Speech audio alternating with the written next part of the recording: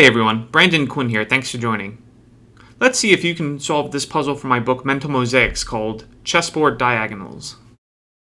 On a chessboard, a full diagonal line is a line of cells of the same color that reaches from edge to edge. How many full diagonal lines can be formed by dark squares and how many can be formed by light squares? I want you to work out the solution to this problem without looking at a chessboard, so I'll describe some of the pertinent information about chessboards. There are 8 rows and columns on a chessboard, and the light and dark squares appear in alternating fashion both horizontally and vertically. Pause the video now if you want to try this problem for yourself, and when you're ready, come back and we'll review the answer. Let's tackle the problem by seeing what observations we can make on the board, starting with the first 2 that we were given in the problem, and see what other conclusions we can draw from them, and then subsequently use as observations for more conclusions. Right, the first 2 things we were given is that the chessboard has 8 rows and 8 columns, and second, that light and dark squares alternate on the board both horizontally and vertically. So from that we can determine that squares of the same color only touch on their corners. There are no edges in common between squares of 2 colors, otherwise that would violate the alternating pattern. So from there we can reason that if they only touch on the corners and that there are 8 rows and 8 columns, each edge of the board itself must have exactly 4 squares of each color, which will definitely come in handy when we try to count the number of diagonals there are for each color. And subsequently from there, each color only appears on a corner square exactly twice. Right? We have 4 corners, 2 of them are going to be the dark color, 2 of them are going to be the light color. If it's the case that each color appears on a corner square exactly twice, and that the colors alternate on the edges of the board, we know that the 2 corners of each color connect into the same diagonal, which I'll refer to here as major diagonals. And from that we know that there are 2 major diagonals on the board total, 1 for each color. Those observations and conclusions we just discussed give us enough material to work with to actually begin counting the squares.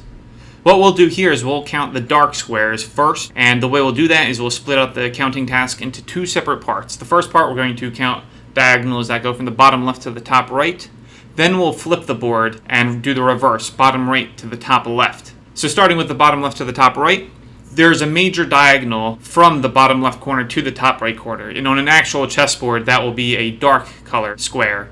But you didn't need to know that in order to solve it. It works the same if it were a light color square. So that major diagonal is 1. Then if we count the remainders to the right, starting from the bottom edge, there's 3 more. Remember, each edge has exactly 4 of each color. Then proceeding upward on the upper left edge, there's also 3 diagonals there. So that gives us 7 so far. Now we flip the board in reverse. There is no dark square on the bottom right, so I've marked that as 0.